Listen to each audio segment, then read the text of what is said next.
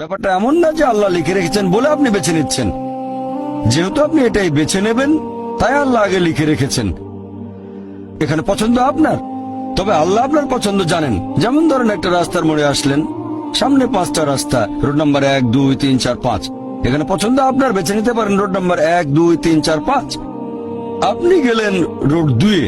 এটা আগে থেকেই লেখা আছে আপনার নিয়তিতে যে আপনি যাবেন 2 নম্বর রোডে। ব্যাপারটা এমন না যে আল্লাহ লিখেছেন বলে আপনি করছেন। যেহেতু আপনি এটাই বেছে নেবেন, তাই আল্লাহ আগে লিখে রেখেছেন। তাহলে পছন্দ আপনার।